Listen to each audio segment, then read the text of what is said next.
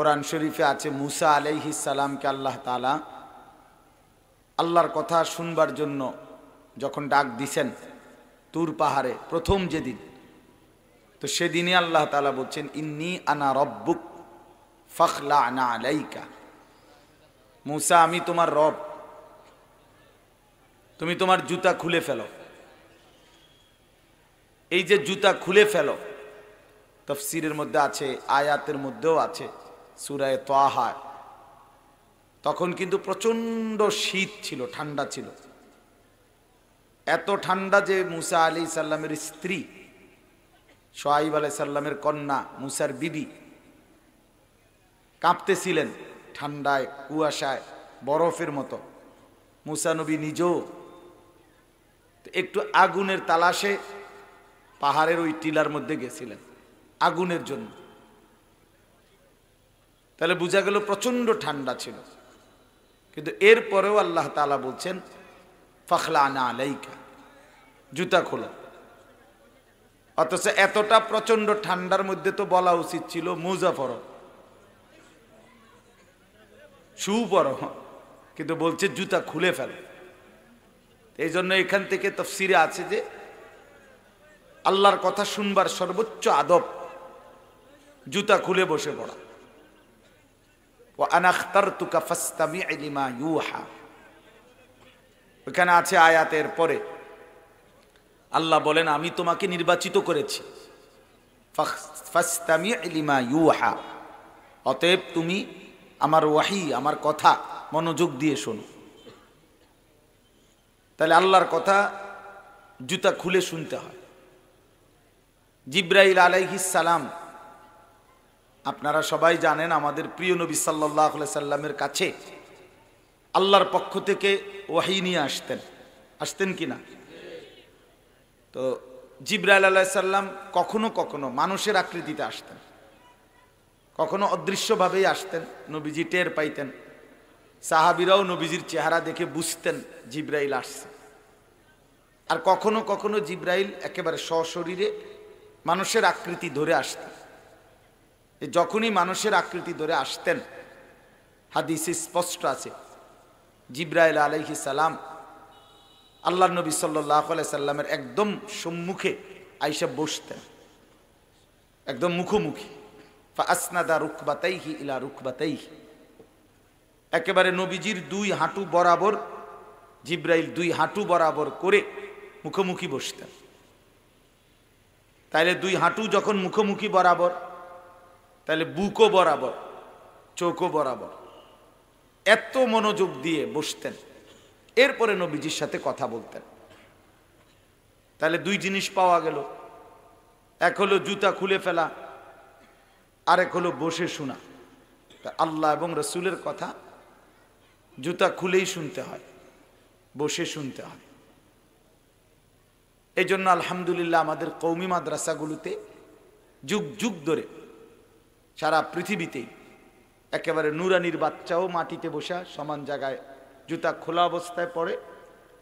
দাওরায়ে হাদিসের বড় ছাত্র একেবারে মাস্টার্স লেভেল, সেখানেও জুতা খোলা অবস্থাতেই দরজগাহে সমান জায়গায় বসে পড়ে। কারণ এটা আমাদের কোরআন সুন্নাহর, আল্লাহ এবং তার রসুলের দিক নির্দেশনা। অথচ অন্য কোথাও এটা কল্পনাও করা যাবে না যে মাস্টার্সের ছাত্র নিচে বইয়া পড়ে। এই জন্য প্রিয় ভাই, এটা উচিত নিজের, আমার এই জন্য আমি বলছি আর কি, যদি জায়গার আর নাই থাকে তো প্রয়োজনে নিজের জুতার উপরে ভর দিয়েই বসলাম, তারপরেও বসে শুনলাম। আর এর পরেও যাদের একান্ত হয়তো প্যান্ট এত সিফা যে আসলে বসতেই পারে না বেচারা, এটা এত টাইট যার কারণে এটা দিয়া বসা তার জন্য এক ধরনের অভিশাপ, তো এরকম কেউ থাকতে পারে। তো এরকম সিবা প্যান্টের জন্য আর কি করা, এখন তার এই মুহূর্তে প্যান্ট বদলানো সম্ভব না, বেচারা প্যান্ট বদলাই আইতে আইতে ওয়াজ শেষ হয়ে যাবে। এই জন্য সিবা প্যান্টওয়ালার জন্য বিশেষ ছাড় দেওয়া হলো। কিন্তু এরপরে যাদের চিপা না তারা তো বসা উচিত। আল্লাহ তাআলা আমাদেরকে হায়া দান করেন। একটা জিনিস মনে রাখবেন, কথার প্রসঙ্গে বলি, এই সিপা প্যান্ট আমার শায়েখ দামাত বারাকাতুহুম হুজুর যে এখন বয়ান করলেন, হজরতের মুখেই আমি শুনছি, আগেও শুনছি, যে এই সিপা টাইট প্যান্ট যেটা শরীরের সাথে একদম লাইগা থাকে, এটা গোলামের প্যান্ট, কৃতদাসের পোশাক। আফ্রিকান কৃতদাসদেরকে কাজের জন্য, যাতে করে কাজে ফাঁকি না দেয়, বসে যেন পেশাবও করতে না পারে, বিশ্বাস করেন, হ্যাঁ এটাই ঐতিহাসিক তথ্য। এই জন্য এই কৃতদাসদেরকে প্রথম, আফ্রিকান কৃতদাস, এদেরকেই প্রথম এই চিপা টাইট এই প্যান্ট পরানো হয়েছে। আর ওইখান থেকেই বাকি অপদার্থরা গোলামের এই প্যান্ট, কৃতদাসের এই প্যান্ট নিজের জন্য ফ্যাশন হিসাবে নিছে। এই জন্য বেচারা যে কি ধরাটা খাইছে তারা টের পাইছে না। বেচারারা যে আফ্রিকান কৃতদাস, আফ্রিকান গোলাম বানায় দিছে, তার খবরও নাই, খবরও নাই। মানুষ যখন আল্লাহকে ছেড়ে দেয়, অমাইয়ুদলিলিল্লাহু ফামা লাহু মিন হাদ, কোরআনুল কারীমে আল্লাহ বলেন, আল্লাহ যাকে পথভ্রষ্ট করে দেয় সে আর কোথাও পথ প্রদর্শক পায় না। আল্লাহকে বাদ দিলে আর কোথাও হাদি মেলে না। ফামা লাহু মিন হাদ, তার জন্য আর কোনো পথ প্রদর্শক নাই। কোরআনুল কারীমের মধ্যে বলছেন আল্লাহ তাআলা, ফামান লাম ইয়াজআলিল্লাহু লাহু নূরান ফামা লাহু মিন নূর, আল্লাহ পাকের আলো নূর যে পেল না, তার জন্য ফামা লাহু মিন নূর, তার জন্য কোথাও কোনো আলো নাই, তার জন্য কোথাও কোনো আলো নাই। আমরা আলেম ওলামারা দেখবেন, যেই কোনো বক্তা ওয়াইজ, শুক্রবারের জুমার বয়ান হোক আর এরকম মাহফিলে, শুরুতে আমরা একটা খুতবা পড়ি। এই খুতবার মধ্যে আমরা এটা বলে নেই, নবীজির শেখানো বাক্য, মান ইয়াহদিহিল্লাহু ফালা মুদিল্লা লাহু ওয়া মান ইউদলিলহু ফালা হাদিয়া লাহু। এটা আপনারা শুনেন না, যে হুজুররা খুতবা পড়ে যে শুরুতে? এই অর্থ হইল, আল্লাহ যাকে হেদায়েত দেয় তাকে কেউ পথভ্রষ্ট করতে পারে না, আল্লাহ যাকে পথ হারা করে দেয় তাকে কেউ হেদায়েত দিতে পারে না। এজন্য যে আল্লাহ হারা সে সর্বহারা।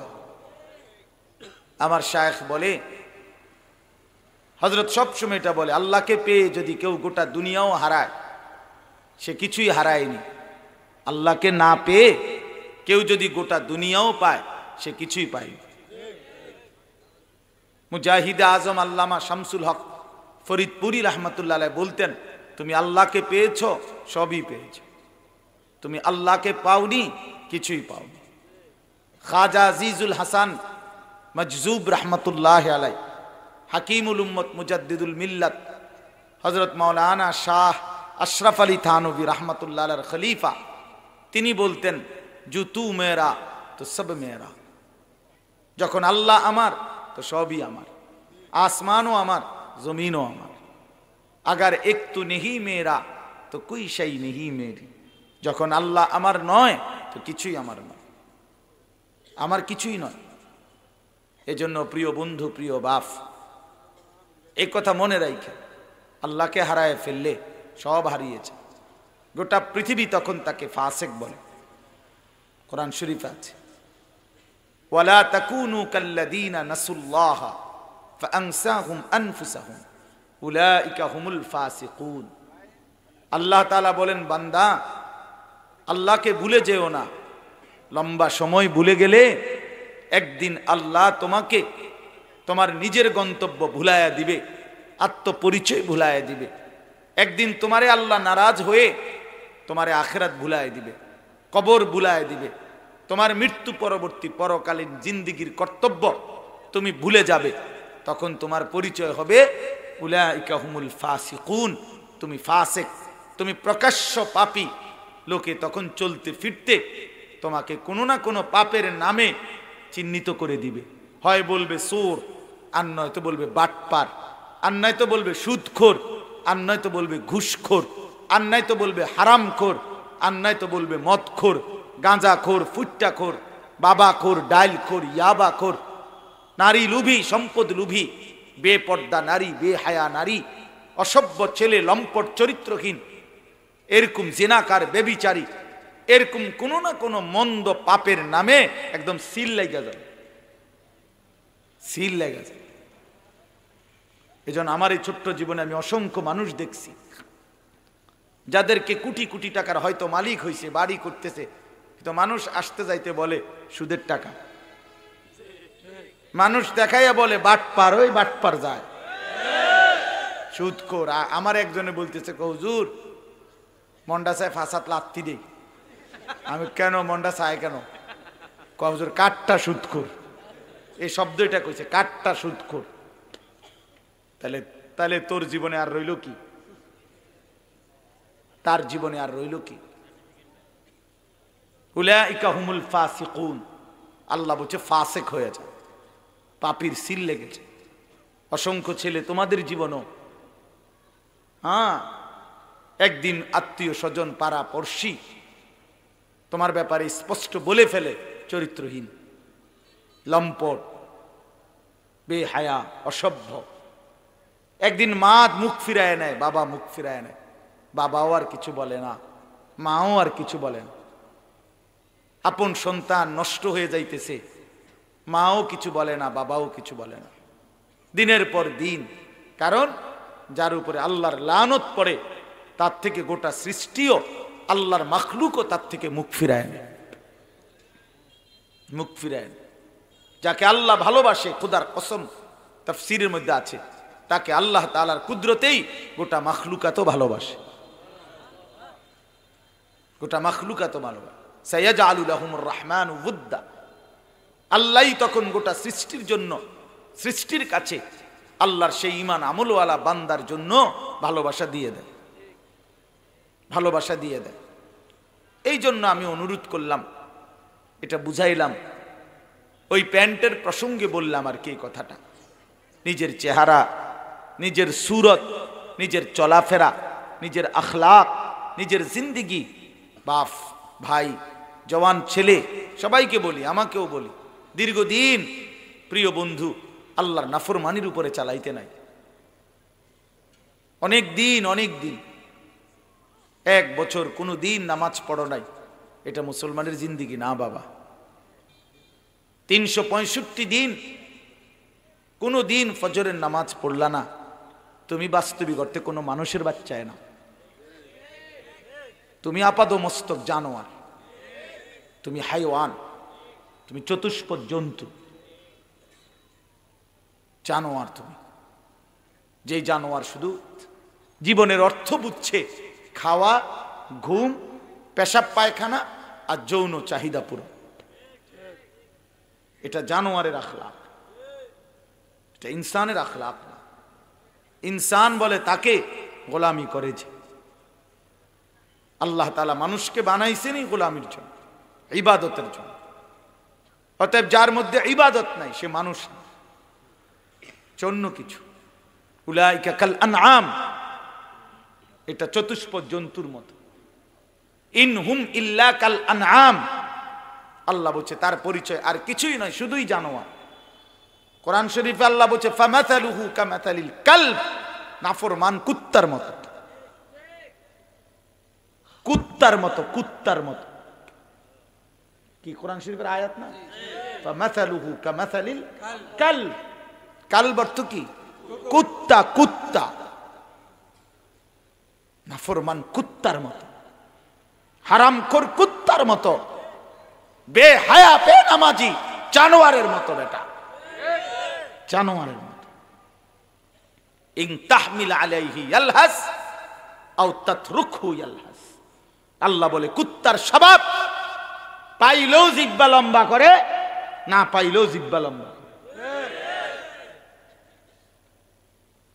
এই জন্য প্রিয় নওজোয়ান, নিজের পরিচয় ঠিক করো।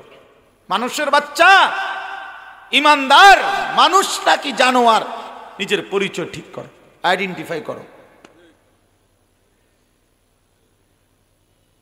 নিজের পরিচয় ঠিক করো দোস্ত, এটা জরুরি বিষয়। রাগ হইবার কিছু না, রাগ হইবেন কীর্তেন আপনি, আমি কোরআন শরীফের আয়াত কইছি, আপনি কার লগে রাগ হইবেন? আমার লগে? হ্যাঁ, আলাপ করোনাটা জায়গা পান না, কীর্তেন রাগ হইবেন? ঠিক আমি কইছি নাকি? রাগ হবেন তো আসমানওয়ালার সাথে, ওনারে কোন রাসূলুল্লাহ সাল্লাল্লাহু আলাইহি সাল্লাম বলেন আর দুনিয়া জিফা ও তালিবুহা কিলাব, একই কথা। নবীজি বলছে দুনিয়া একটা পচা লাশ, আর শুধু দুনিয়ার পিছনে যে দৌড়ায় সে কুত্তা। কিলাব মানে কালবুনের বহুবচন, সে কুকুর। তাহলে এখন কই যাবেন? আল্লাহ বলছে জানোয়ার, রসুলও বলছে জানোয়ার, এবার আর ঠিকানা কোথায়? আল্লাহ এবং রসুল থেকে যে বিতাড়িত, তার আর আশ্রয় কোথায়? তার আশ্রয় কোথায়?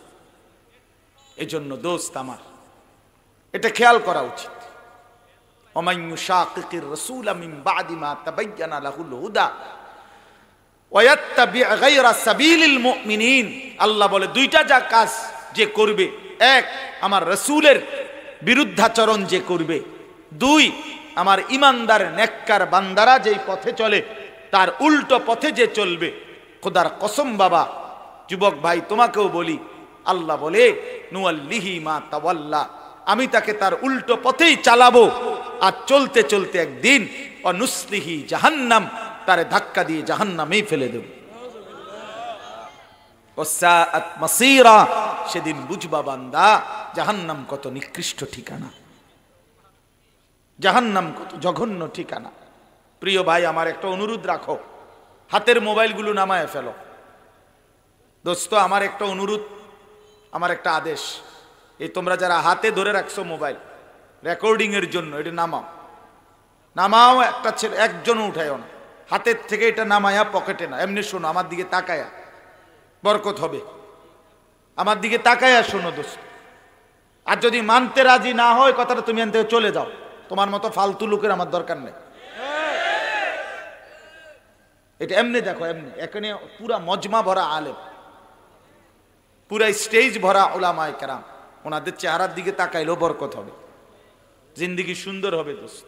নজরের সাংঘাতিক বরকত, নজরের সাংঘাতিক বরকত। নজরের কারণে মানুষের মধ্যে হক্কানি রব্বানি মুত্তাকি আল্লাহ ওয়ালার নজরে, উলামায়ে কেরামের নজরের বরকতে মানুষের মধ্যে দিন আসে। দিন হোতা হে বুজুর্গোं की नजर से पहला, আল্লাহ ওয়ালাদের চোখের বরকত, সান্নিধ্যের বরকত, প্রিয় নবী সাল্লাল্লাহু আলাইহি সাল্লামের নজরের বরকতে, সান্নিধ্যের বরকতে, নবীজির ছোঁয়ায় যারা ছিল একেবারে নিকৃষ্ট মানুষ, তারা হয়ে গেছে পৃথিবীর সবচেয়ে আলোকিত মানুষ। জু না থে খুদ রাহ पर औरू के हादी बन गए, क्या नजर थी जिसने मर्दू को मसीहा कर दिया। আল্লামা ইকবাল বলছে, হে নবী, হায় কামড়া করলেন কি, 23 বছরে আপনি কি করলেন? যেই মানুষগুলো জু না থে খুদ রাহ पर, যেই লোকগুলো নিজেরা পথের উপরে ছিল না, পথ চিনত না, আল্লাহ চিনত না, আখিরাত চিনত না, মনুষ্যত্ব ইনসানিয়াত মানবতা কি বলতে কিছু ছিল না, পথ হারা গোমরা, আপনার পবিত্র ছোঁয়ায় আজকে তারা পথ পায় নাই, শুধু আজকে তারা औरू के हादी बन गए, আজকে তারা লাখো মানুষকে পথ দেখায়। আজকে তারা হাদি। क्या नजर थी जिसने मर्दू को मसीहा कर दिया। ঈসা নবী যেভাবে ছুঁয়ে দিলে জন্ম অন্ধ কুষ্ঠরোগী ভালো হয়ে যেত, আপনার সাহাবীরা ছুঁয়ে দিলে 100 বছরের 50 বছরের বেঈমান ইমানদার হয়ে আছে। আপনার চোখের কি পাওয়ার লাগছে এদের উপরে, क्या नजर थी, কেমন নজর ছিল আপনার, চোখের দৃষ্টি ছিল। এজন্য চোখের নজরে বরকত হয়। আল্লাহ তাআলা আমাদেরকে তৌফিক দান করেন। মাহফিল যেহেতু 2 দিনের, আগামী কালকেও আবার যথারীতি মাহফিল হবে ইনশাআল্লাহ, এই জন্য আমরা চাচ্ছি না দেরি করতে। আলহামদুলিল্লাহ আমার শায়েখ বয়ান করছেন, এরপরেই যথেষ্ট।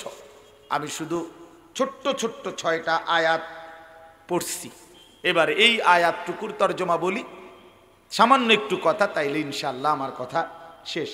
আমি স্বাভাবিক প্রথম যে কটুকু কথা বলছি, কিশোর তরুণ নওজোয়ান, আমরা বুঝি তোমরা আমগরে মহব্বত করো, ওলামায়ে কেরামকে ভালোবাসো, ভালোবাসার টানেই আসছো ভাইয়া, আল্লাহর জন্যই আসছো, আল্লাহর কথা শুনবার উদ্দেশ্যেই আসছো। ভালোবাসার এই ভিত্তি শুধুই আল্লাহর কোরআন, রাসূলের সুন্নাহ। এখানে কোনো দুনিয়াবি লাভ লোকসান নাই, শুধু আল্লাহর জন্য, যে হুজুর আল্লাহর কথা বলে এই জন্য শুনতে আসছি, ঠিক না?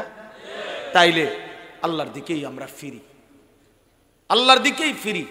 প্রিয় ভাই কিশোর তরুণ নওজোয়ান, তোমরা যদি কষ্ট করো, তোমরা যদি হিম্মত করো, তোমরা যদি নামাজ পড়ো, চরিত্রবান হও, আগামীর ইসলামের পতাকা তোমাদের দ্বারাই উড়বে ইনশাআল্লাহ। রাসূলুল্লাহ সাল্লাল্লাহু আলাইহি সাল্লাম উহুদের যুদ্ধের দিন, সবাই আমরা এই যুদ্ধের কথা জানি, উহুদের যুদ্ধের দিন নবী সাল্লাল্লাহু আলাইহি সাল্লাম 3000 কাফেরের বিরুদ্ধে উহুদের ময়দানে সর্বপ্রথম যুদ্ধ শুরু করছেন। এই যুদ্ধ শুরু করতে গিয়ে নবীজি মাত্র 17 বছরের একজন সাহাবীকে, এই নওজোয়ানকে প্রথম আল্লাহর নবী বলছে, ওই সাহাবীর নাম হলো সাদ ইবনে আবি ওয়াক্কাস রাদিয়াল্লাহু তাআলা আনহু। নবীজি উনাকেই প্রথম বলছে, ইরমি সাদ, দুশমনের মোকাবেলায় সাদ, প্রথম তীর তুমি নওজোয়ান ছুড়ো, প্রথম তীর তুমি মারো, তুমি শুরু করো, ফিদাকা আবি ওয়া উম্মি। এরপরে নবী বলছে, সাদ, মুহাম্মদের মা বাপ তোমার জন্য কুরবান হোক। যুবকের জন্য, নওজোয়ানের জন্য আল্লাহ রাসূল বলছে, যুবক তোর জন্য মুহাম্মদের মা বাপ কুরবান, তুমি আগে মারো, তোর তীর মারো, ইরমি মারো, ছোড়ো তীর। এজন্য আল্লাহর নবী সাল্লাল্লাহু আলাইহি সাল্লাম বলছেন, নুসিরতু বিশ-শাবাব, যুবকদের দ্বারা আমাকে ইসলামের কাজে সাহায্য করা হয়েছে আল্লাহর পক্ষ থেকে, আল্লাহর পক্ষ থেকে। এই জন্য তোমরা নওজোয়ান, সারা পৃথিবী ইনসাফের দৃষ্টিতে আমার ভাইয়া, তোমরা একটু যদি বিবেক থাকে, সারা পৃথিবীর দিকে একবার নজর বুলায়ও। সারা পৃথিবী কিন্তু এখন গ্লোবালাইজেশন, অর্থাৎ এখনকার পৃথিবী বিশ্বায়ন। এখন পৃথিবী শুধু তুমি তোমার গ্রাম নিয়ে ভাবলে হবে না, সারা পৃথিবী আমরা একই মুহূর্তে খবর নিতে পারি। পৃথিবীর শেষ প্রান্তেও কোনো কিছু হলে 1 মিনিটেই খবর পৌঁছে যায়। এই জন্য সারা বিশ্বের দিকে যদি আমরা তাকাই, তাইলে একটা কথা স্পষ্ট হয়ে উঠছে, বুঝাই যাচ্ছে সারা পৃথিবীতে সর্বত্র জালেমের পতন হচ্ছে, ইমানদার মজলুমের বিজয় হচ্ছে। এটা প্রমাণ করে আগামীর সময়টা ইসলামের, আগামীর সময়টা কোরআন। বাংলাদেশে দিন মজুর কুলি স্বপ্ন দেখে তার ছেলে হাফেজে কোরআন হবে। সমাজের সবচেয়ে বড় ধনাঢ্য ব্যক্তিও আজকে এখন স্বপ্ন দেখে তার ছেলে কোরআনের হাফেজ হবে। বাংলাদেশের গলিতে গলিতে, রাস্তায় রাস্তায়, মোড়ে মোড়ে, গ্রামে গ্রামে, পাড়ায় পাড়ায়, সর্বত্র এখন হাঁটলে দেখবেন নুরানি মাদ্রাসা, হাফিজি মাদ্রাসা, ছোট বড় মাদ্রাসা। মানে কোরআনের আওয়াজ চারদিক থেকে উঠতেছে। এটাই প্রমাণ করে আগামীর বাংলাদেশ কোরআনের বাংলাদেশ ইনশাআল্লাহ। ইনশাআল্লাহ দেখবা এটা ভাইয়া, এটা দেখবা, এটা দেখবা, এটা দেখবা। 16 বছরের জালেম যেভাবে পলায়ন করেছে, নওজোয়ানের হিম্মতের সামনে, অবিকল নওজোয়ানের হিম্মতের সামনে কালেমার পতাকাও উঠবে ইনশাআল্লাহ, ইনশাআল্লাহ, ইনশাআল্লাহ।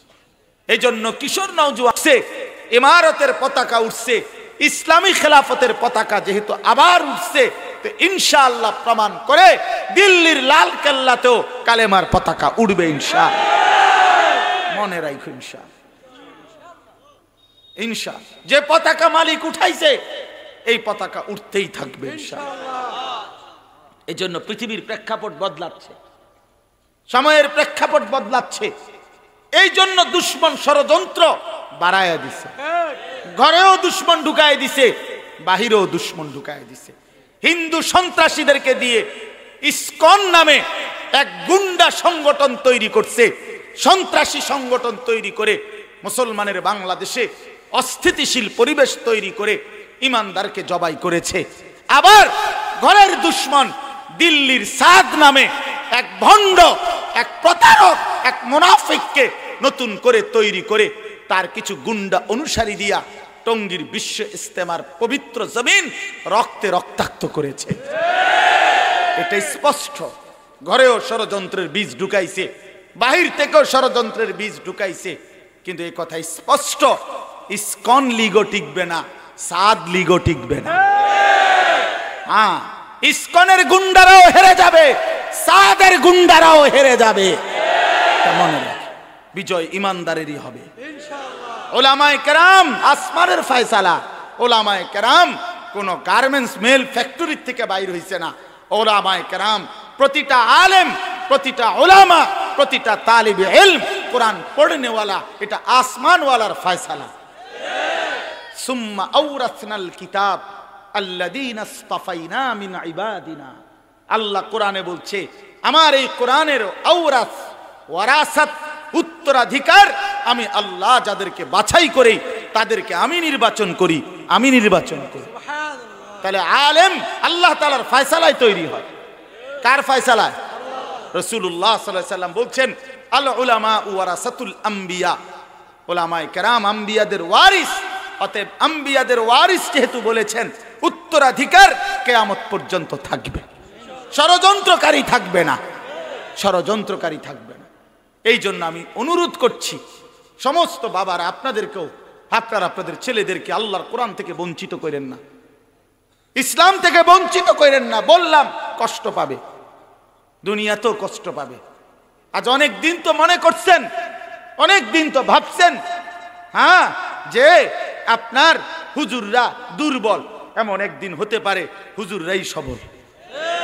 আখিরাত তো আছেই, দুনিয়ায় বললাম, দুনিয়া।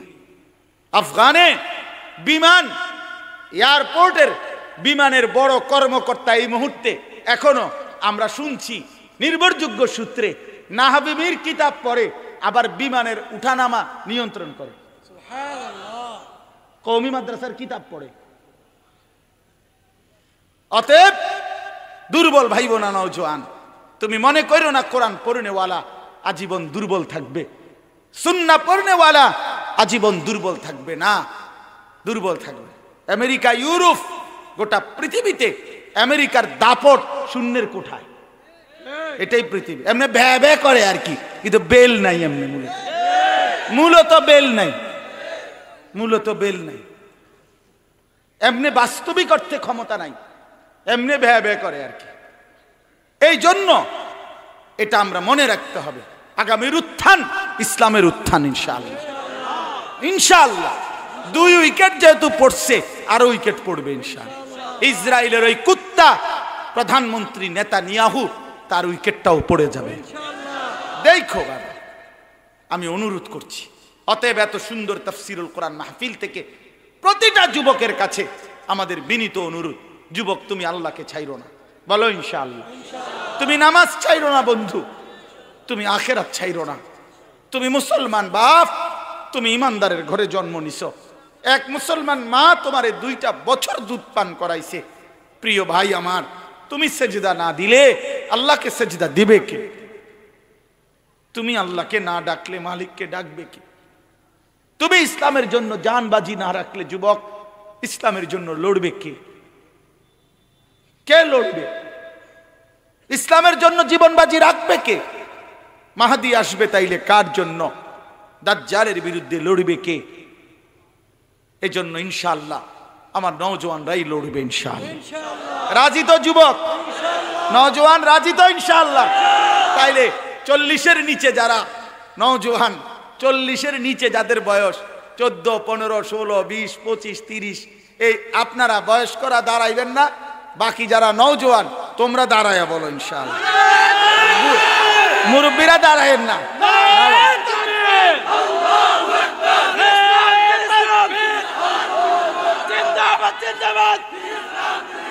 ইসলামের শত্রুরা হুঁশিয়ার সাবধান, ইসলামের দালালেরা হুঁশিয়ার সাবধান, ভারতের দালালেরা হুঁশিয়ার সাবধান। নারায়ে তাকবীর, আল্লাহু আকবার, নারায়ে তাকবীর, আল্লাহু আকবার। মাশাআল্লাহ, মাশাআল্লাহ। ইসলাম জিন্দাবাদ, জিন্দাবাদ। এই মুহূর্তে দরকার সরকার ইসলাম বসো বসো ভাই, ইনশাআল্লাহ। ওলামায়ে কেরাম তুম করে ঠকায় না, ওলামায়ে কেরাম উম্মতকে ঠকায় না। আমরা আখিরাতের কথাই বলি, আমরা আল্লাহর কথাই বলি। আমরা আখিরাতের ফেরিওয়ালা, আমরা পরকালের ফেরিওয়ালা। অতএব আমরা কখনোই কাউকে ঠকাই নাই। বলেন আলহামদুলিল্লাহ। চলেন এবার তরজমা শুনেন। সূরাটার নাম হলো সূরায়ে মুতাফফিফিন, তাতফিফ এই সূরাটার নাম। কোরআনুল কারীমের ৮৩ নম্বর সূরা, লম্বা হবে না, অল্প একটু সময় আমি শেষ করে দিচ্ছি। তাতফিফ কোরআনুল কারীমের ৮৩ নম্বর সূরা, ৩০ নম্বর পারা। এই সূরার প্রথম ৬টি আয়াত আমি পড়ছি। সূরাটার নাম হলো তাতফিফ অথবা মুতাফফিফিন। কোরআনুল কারীমের এই প্রথম আয়াতে এই সূরাত আল্লাহ তাআলা বলেন ওয়াইলুল লিল মুতাফফিফিন। আল্লাহ বলে যারা তাতফিফ করে, যারা মুতাফফিফ, তাদের জন্য জাহান্নাম, তাদের জন্য দুর্ভোগ, তাদের জন্য লাঞ্ছনা, তাদের জন্য আযাব। এখন প্রশ্ন হলো এই তাতফিফ কি?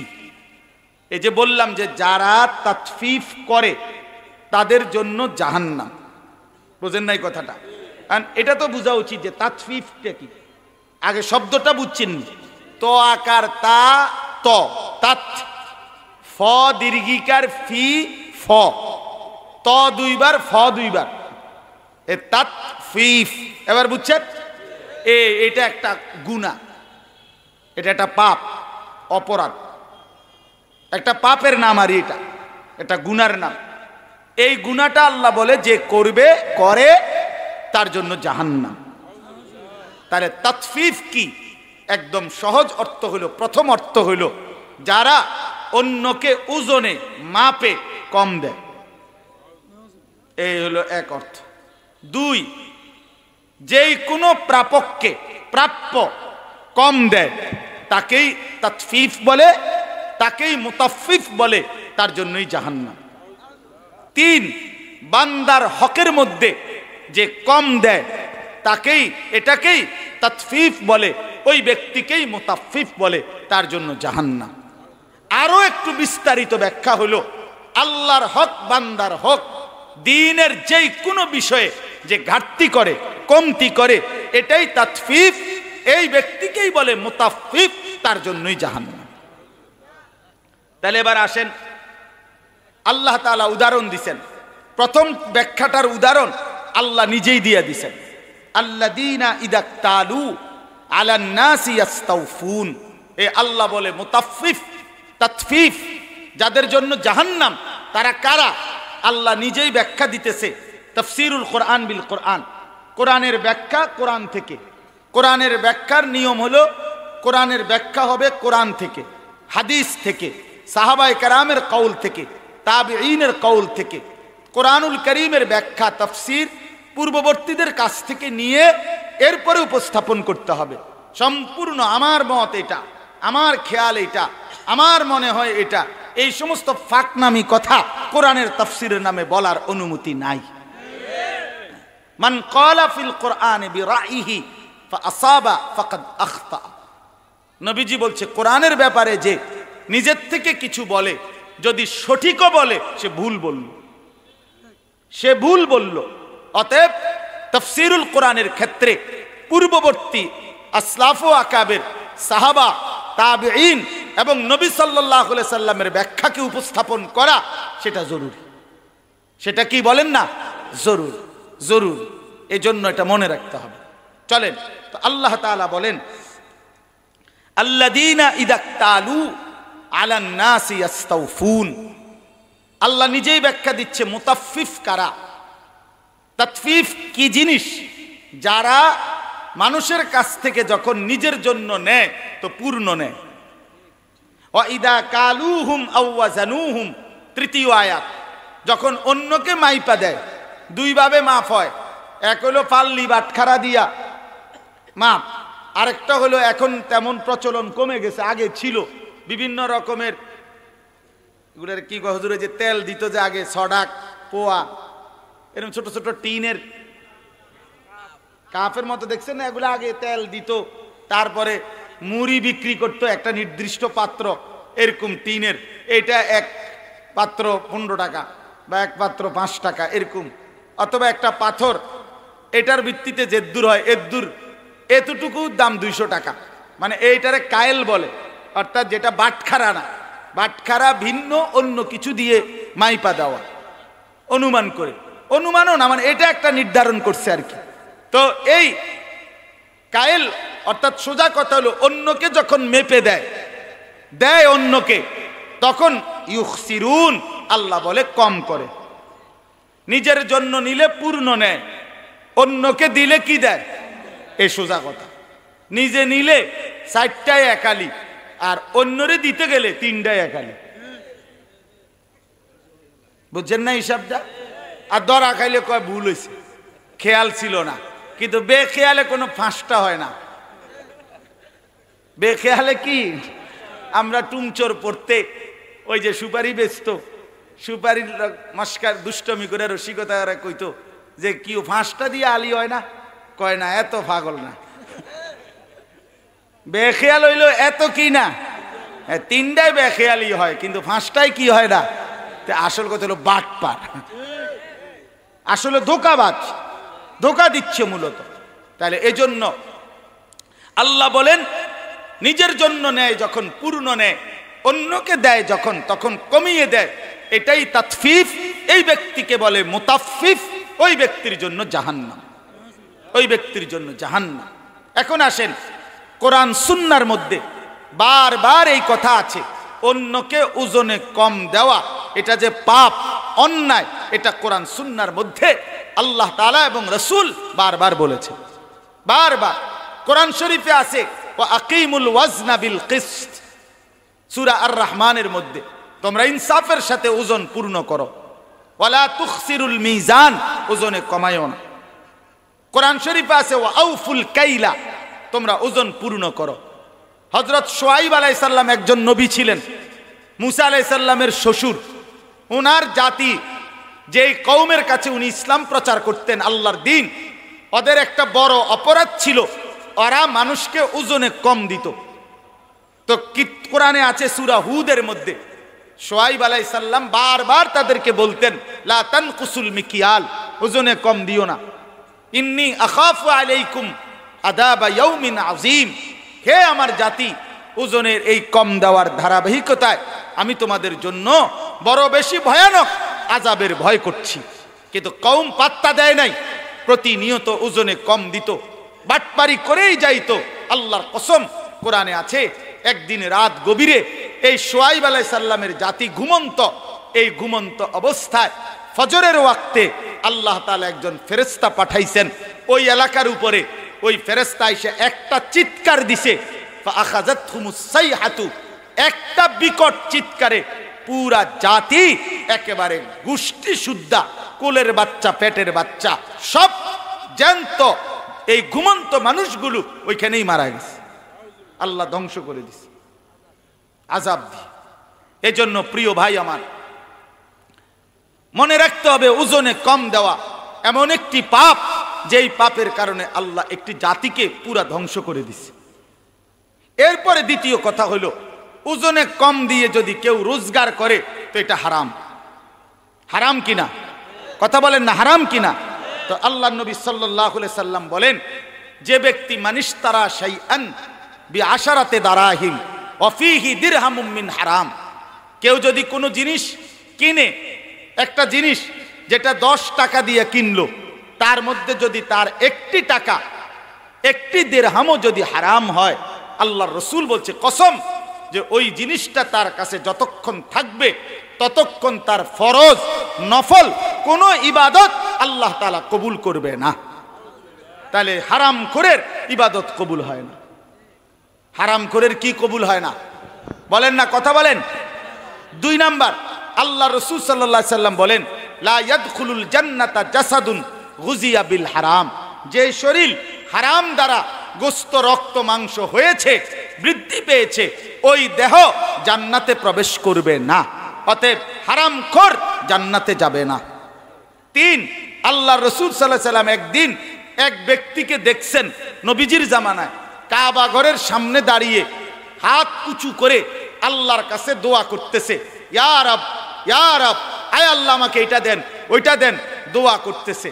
আল্লাহ নবী সাহাবীদেরকে দেখাইয়া বললেন, মাতআমুহু হারাম, এই লোকটার খাবার হারাম, ওয়া মাশরাবুহু হারাম, সে যে পান করে এটাও হারাম, ওয়া মালবাসুহু হারাম, তার গায়ের পোশাকগুলো হারামের উপার্জন, ওয়া গুজিয়া বিল হারাম, তার শরীরের গোস্ত মাংস হয়েছে হারামের দ্বারা, ফা আন্না ইউস্তাজাবু লাহু, বলো না তার দোয়া কেমনে কবুল হবে?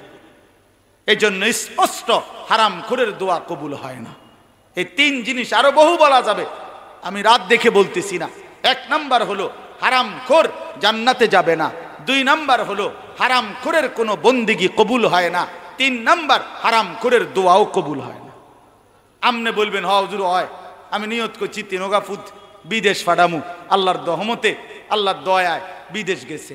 আমি এখন বিল্ডিং এর নিয়ত করছি, আল্লাহর দয়া হইছে। ইডি তেমন কিচ্ছু না। ইডি দোয়া ছাড়াও এ দুনিয়া এমনিতেই কাফের বেঈমান যেগুলো মিলতেছে, নাফরমান পাপী মিলতেছে, তো হেরা কি দোয়া করে মিলছে? দুনিয়াতে এমনিই মিলে মিয়া। দুনিয়া পাওয়া, দুনিয়া অর্জন হওয়া, এটা তো সফলতার কিছু না। কথা বলেন না কেন? আমি তো পরিষ্কার বলি, কারো 3 ফুট যদি ইটালি থাকে বা একটা ছেলে আমনের ফুট যদি ইটালি থাকলে এটা গৌরব সৌভাগ্য হয়। তো ইটালি যেতে জন্ম নিছে হেইতে কি কোয়াল? কথা বোঝেন নাই আমনে? হইতে তো সান কপাল, হেইতে তো পুরোটাই কপাল, এত মনে চোখও নাই নাকও নাই, কারণ তে তো জন্মই নিছে ইটালিতে। তাহলে আমনের এন থেকে যদি ইটালি গেলে এত বড় ভাগ্য, তো যেতারা ইটালি জন্ম নিছে, আমেরিকায় জন্ম নিছে, কই তারা তো বেঈমান? বেঈমান না? তারা কাফের না? তো তাইলে দুনিয়া অর্জন হওয়া এটা তো সফলতা না।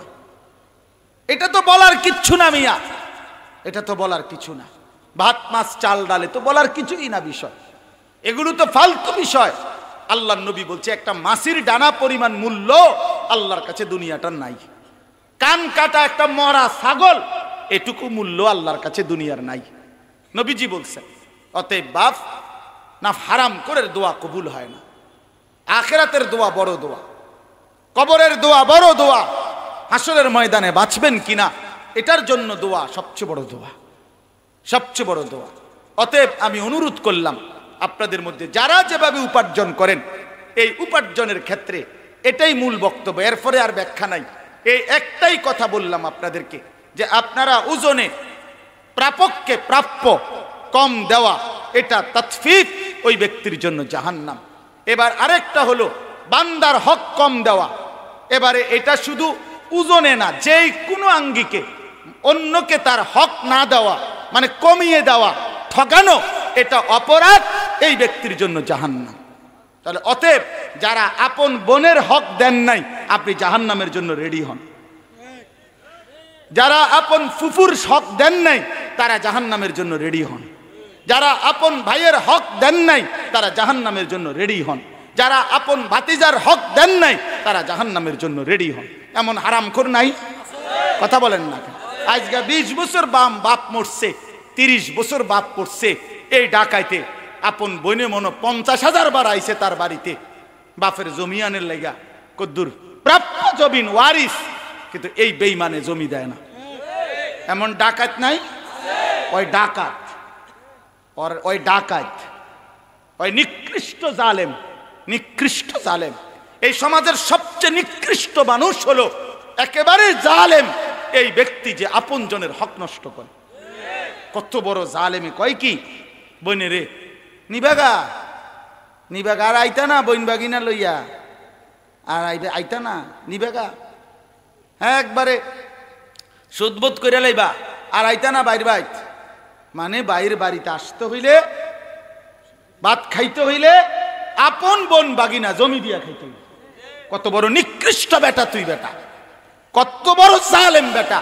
আপন বোনের সম্পত্তি না দিয়া কয় ভাত খাইতে হইলে বনে আইতে হইব জমি দিয়া, অথচ গ্রামের কত মানুষ তার বাড়িতে ভাত খায়, কই তারা তো জমি দিয়া খায় না। কথা বলেন না কেন? বাকি আপনি যে মানুষের ভাত খাওয়াইছেন কত সময় কত তারারে কি জমি লইয়া খাইছে খাওয়াইছে? তাহলে আপন বোনের ব্যাপারে এটা কি করলেন? আপন স্ত্রীর ব্যাপারে কি করলেন? আপন স্ত্রীর মোহর কেন দিলেন না? আপন ভাতিজার এই 1 শতক আর 1 বিঘত জায়গা ছেড়ে দিলে আপন বাড়ি ভাই আপন ভাই তার বাড়ির রাস্তাটা হইয়া যায়, দিত না। 30 বছর ভাও ধরলেও দিবে না। এমন নিকৃষ্ট জালেম নাই? এই তাল গাছটা কাইটা দিলে, এই আম গাছটা কাইটা দিলে তার বাড়িতে ঢুকা যায় না, দিত না, এটা কাটতো না। তুই হেন্দে ঘুরে যাবি, তুই হেন্দে যাবি, তুই হাজিগঞ্জ দিয়ে যাবি, হেন্দেতে থাকতে না। আশ্চর্য কথা, আশ্চর্য কথা। এই জন্য আল্লাহ রাসূল সাল্লাল্লাহু আলাইহি সাল্লাম বলেন, মান আখাযা শিবরাম মিনাল আরদি যুলমান তাওয়াক্কাহুল্লাহু ইয়াউমাল কিয়ামা 7 আরদিন। আল্লাহর নবী বলেন যে অন্যায়ভাবে জুলুম করে কারো 1 বিঘত সম্পদ অন্যায়ভাবে নিল, 7 তবক জমিনের মাটি কিয়ামতের দিন আল্লাহ তার শরীরে চাপায় দিবে। নাউযুবিল্লাহ, নাউযুবিল্লাহ। এই জন্য বাপ, এটা ইনসাফের সাথে বলা উচিত, ইনসাফের সাথে ভাবা উচিত। এই জন্য এখানে বললাম কোনোভাবে বান্দার হক, একেবারে একটা কাস্টমার হোক, সাধারণ মানুষ হোক, কারো হক কি না করা, নষ্ট না করা। ঠিক আছে তো ইনশাআল্লাহ? এবার আসেন সর্বশেষ কথা, ওই যে আরেকটা ব্যাখ্যা বলছি, আল্লাহর হক, বান্দার হক, কোনো কিছুতেই ঘাটতি না করা। তো আল্লাহর হকের মধ্যেও কেউ যদি ঘাটতি করে, তাফসিরে মাআরিফুল কোরআনে স্পষ্ট আছে। ইমাম মালিক রাহমাতুল্লাহি আলাইহি বলছে, লিকুল্লি শাইইন ওয়াফাউন ওয়া তাতফিফুন। প্রত্যেক আমলের মধ্যেই একটা আছে পূর্ণ করা, আর একটা আছে তাতফিফ করা, মানে ঘাটতি করা। অতএব প্রত্যেক আমলের মধ্যেই যদি কেউ ঘাটতি করে, সেই মুতাফফিফ তার জন্যই জাহান্নাম, তার জন্যই জাহান্নাম। আচ্ছা, উদাহরণ কি? উদাহরণ হলো আল্লাহর হকের মধ্যে শুধু একটা উদাহরণ বলি, রাত হয়ে গেছে, সেটা হলো নামাজ, সেটা হলো নামাজ। হযরত ওমর রাদিয়াল্লাহু তাআলা আনহু, তাফসীরে স্পষ্ট আছে, ওমর রাদিয়াল্লাহু তাআলা আনহু তিনি একদিন দেখছেন এক লোককে নামাজের মধ্যে রুকু সেজদা সে আপনার ঘাটতি করছে, তাড়াহুড়া করছে, ঠিকমতো করে নাই। তখন ওমর রাদিয়াল্লাহু তাআলা আনহু সাথে সাথে তাকে ডাক দিয়ে বললেন, লাকাদ তাফফাফতা, তুমি নামাজের মধ্যে তাতফিফ করলা, অতএব তোমার জন্য জাহান্নাম। অতএব এখানে লক্ষণীয় বিষয় হলো নামাজের মধ্যে কমতি করা, ঘাটতি করা, এটা অপরাধ। এখন অসংখ্য মুসলমান আছেন এমন যারা ঠিকমতো রুকু দেয় না, এই রুকু একটু দিয়া মাথাটা একটু উড়াইয়া নিচের দিকে জায়গা, সেজদা ঠিকমতো দেয় না, মাথা একটু উঠাইয়া একটা বাড়ি মারে। আমারে বলে, হুজুর আল্লাহর রহমতে 20 রাকাত তারাবি পড়ছি, আল্লাহ আমগরে হুজুর মিলাইছে, 13 পাইছি না, একটা 13 পাইছে। আমি কইলাম, চাচা কেন 13 পাইছেন না কেন?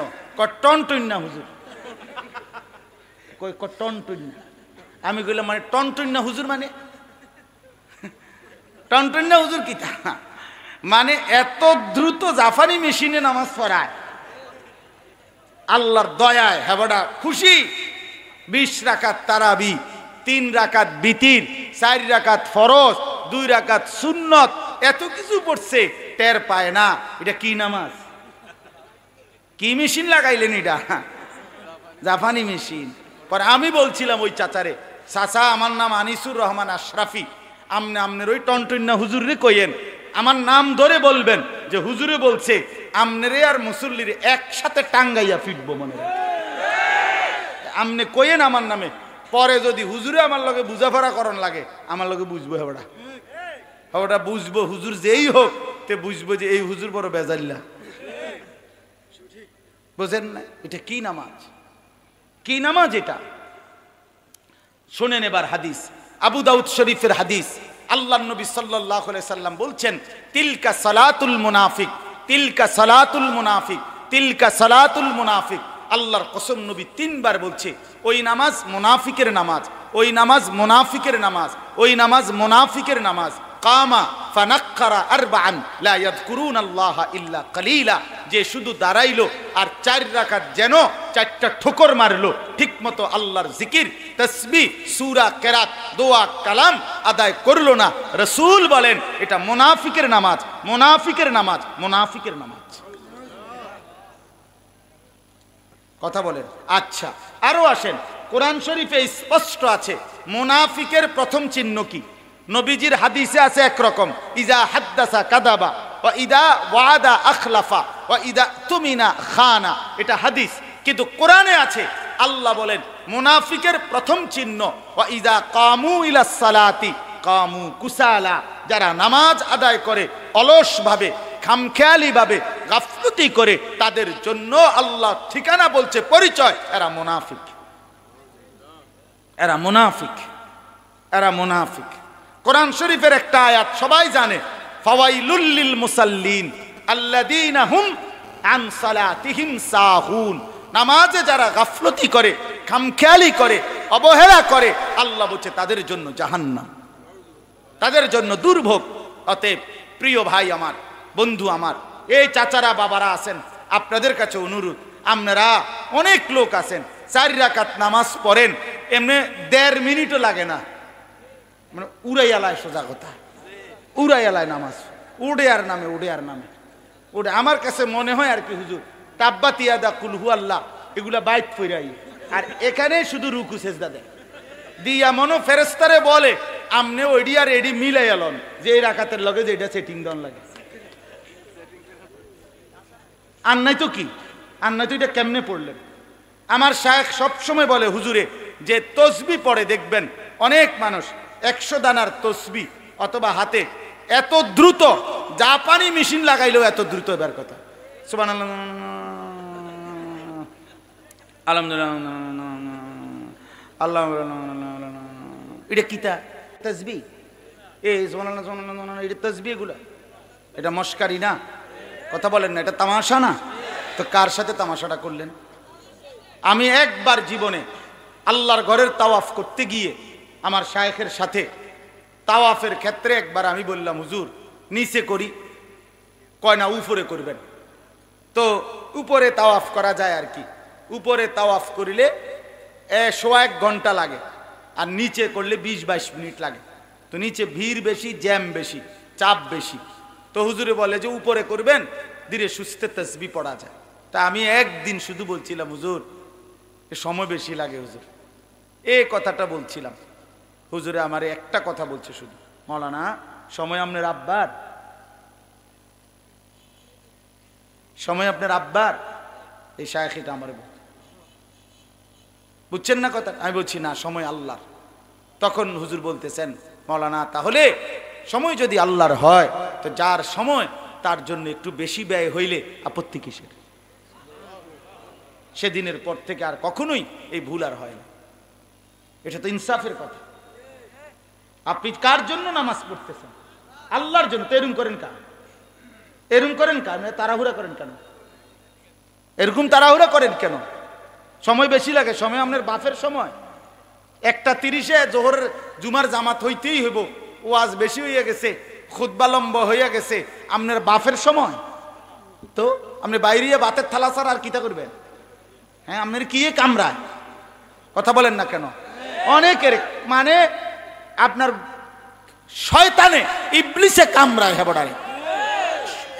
বেচারা ইমাম সাহেব 30 মিনিট বয়ান করছে, 40 মিনিট মনে 50 বার গরিডার দিকে চাইছে, শুধু খসর খসর করে, কাশে, লড়ে সরে, এদিকে দিক করে। হ্যাঁ, হুজুররা মাইক ফাইলে আর ছাড়তে চায় না। এই হুজুর গো অভ্যাস বালা না, না আপনার অভ্যাস বালা। আপনি যে ভাইয়া বাইরে বিড়ি খাইবেন, এটা তো একটা উত্তম অভ্যাস। আরে বাপরে, না না, আপনার কারণে তো আদম জানা, আপনার বালার লাগা, আপনার গন্ধের লেগে তো কাছেও যান জানা। চা দোকানে বসে বসে ফালতু আলাপ করে বেটা। এই জন্য দয়া করে এটা মনে রাখবেন, আল্লাহর দেওয়া ইবাদত ধীরে সুস্থে তাদিলের সাথে, খুশুয়ের সাথে আদায় করা, এটা আল্লাহর হুকুম। এটা কার হুকুম বলেন না? তাড়াহুড়া করা কার চিহ্ন? মুনাফিকের চিহ্ন। কার চিহ্ন বলেন না? সর্বশেষ কথা হইল, আল্লাহ তাআলা বলছে, বান্দা আলা ইয়াযুন্নু উলাইকা আন্নাহুম মাবউসুন লিয়াউমিন আযীম ইয়াউমা ইয়াকুমুন নাসু লিরাব্বিল আলামিন।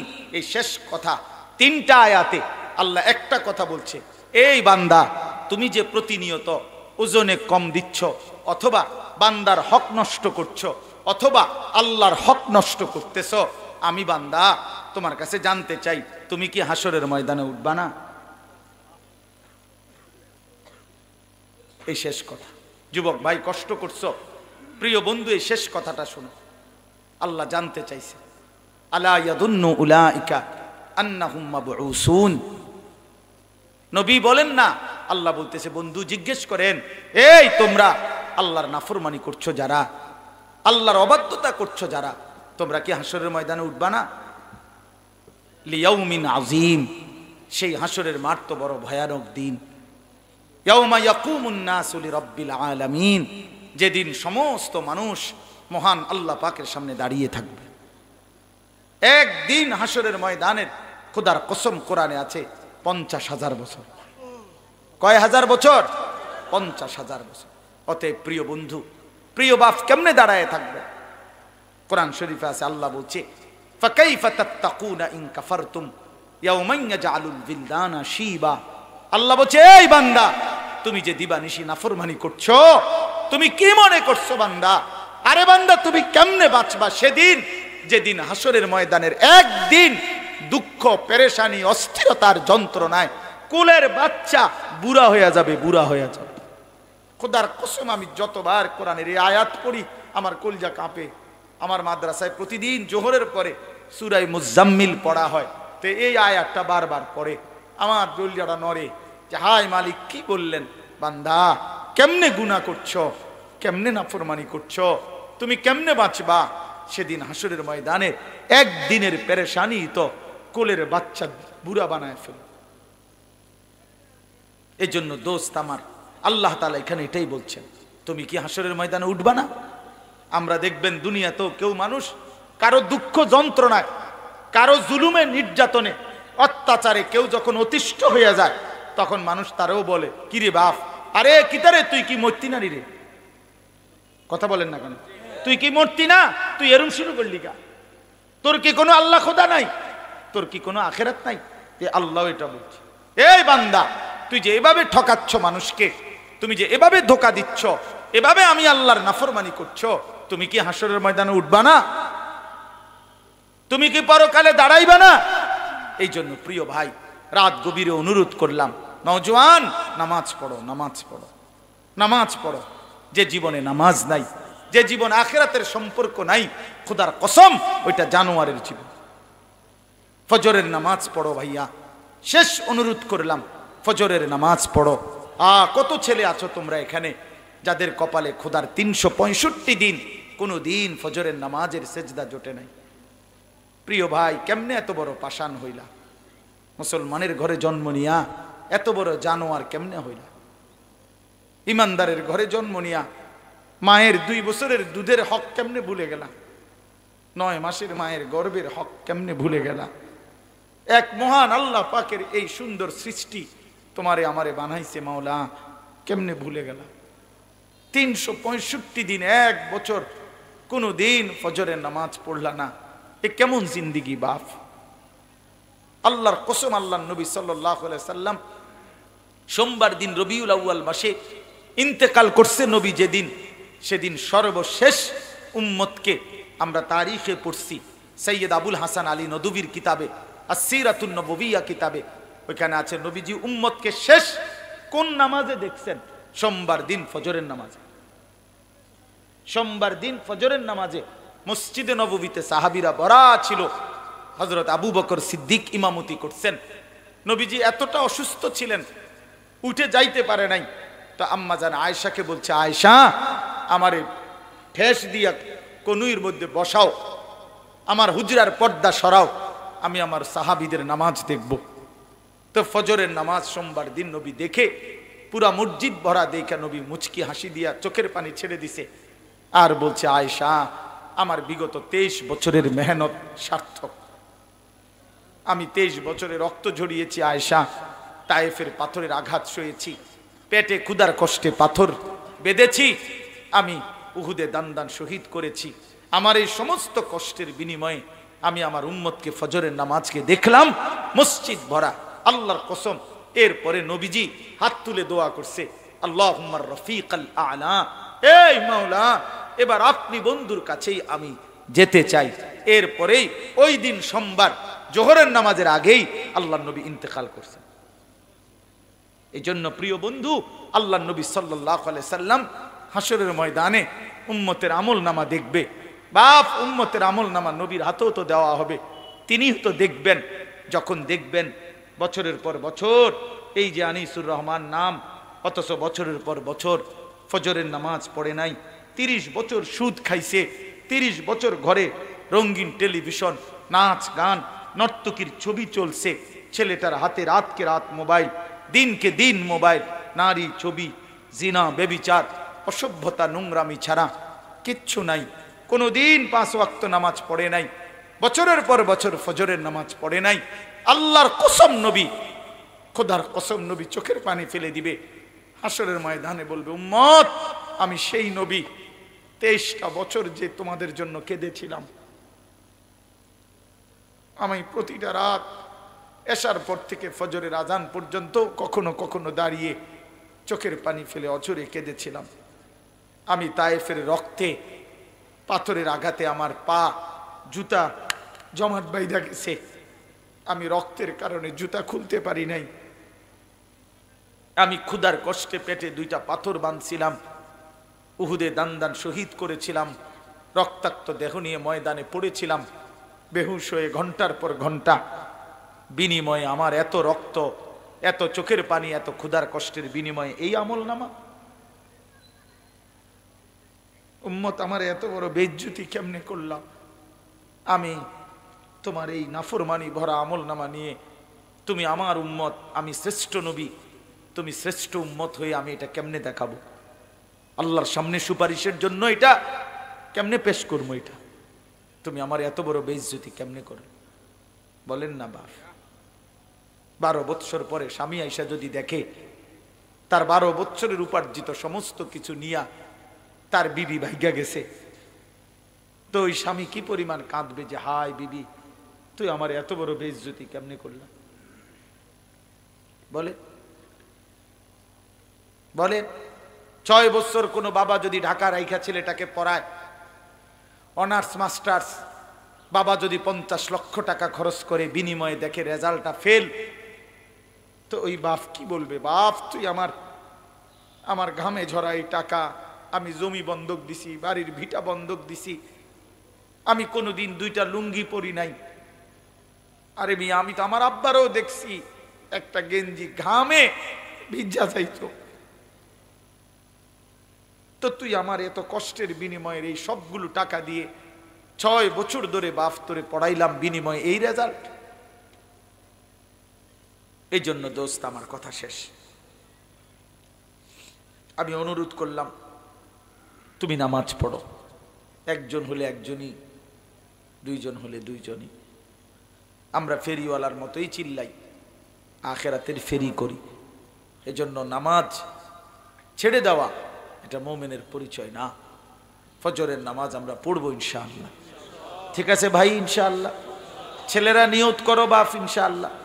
মোবাইলে অ্যালার্ম দাও, 3টা আছে, 4টা 5টা অ্যালার্ম দাও। চায়না মোবাইল আছে আওয়াজ বেশিওয়ালা, পিছনটা পুরা স্পিকারওয়ালা, এরকম মোবাইল পাওয়া যায় যেটার পিছনে বড় স্পিকার, এরকম, এইটার আওয়াজ বেশি। আমার বাসায় একটা আছে, এটা অ্যালার্মের জন্য আমি কিনছি, অর্থাৎ অ্যালার্ম বাজবে জোরে, আওয়াজ হবে। অ্যালার্ম ঘড়ি আছে, আমি 3টা, আমি যেহেতু রাতে দেরিতে যাই, 3:30 4টায় গিয়া বাসায় ঘুমাই, 3টা মানে অ্যালার্ম আমার পাশে থাকে, 3টা একসাথে বাজে, মানে এত ঘুম চাপ থাকে আমার। আর 1 ঘন্টা হয়েছে মাত্র ঘুমাইছি, সবগুলো একসাথে বাজে, এই সবগুলোর আওয়াজে তারপরে উঠি, এরপরে ফজরের নামাজ। তা আমাকে যেটা পড়তেই হবে, আমরা চেষ্টা করলে পারবো, ঠিক আছে না? ইনশাআল্লাহ।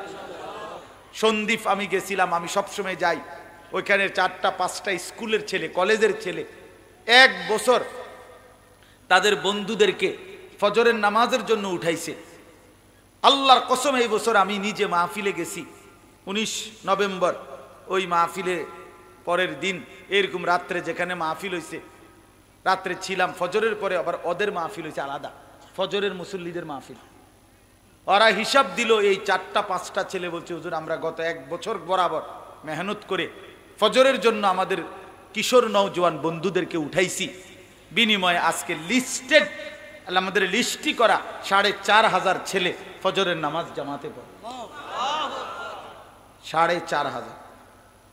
যুবক চাইলে গড়তে পারে, যুবক চাইলে বরবাদও করতে পারে, যুবক চাইলে সমাজের সব বন্ধুদেরকে নামাজিও বানাইতে পারবে, যুবক চাইলে প্রত্যেকের হাতে মদের বোতলও তুলে দিতে পারে। এই জন্য ইনশাআল্লাহ আমরা অনেক কষ্ট দিলাম, আল্লাহ তাআলা ওলামায়ে কেরামের এই ফিকির, এই মেহনতকে আল্লাহ কবুল করে নেন। ওলামায়ে কেরামের সাথে থাকবেন তো ইনশাআল্লাহ। আল্লাহ তাআলা কমলনগর উপজেলা ওলামা পরিষদ বাজারের সমস্ত ব্যবসায়ী আল্লাহ তাআলা আপনাদেরকে কবুল করে নেন।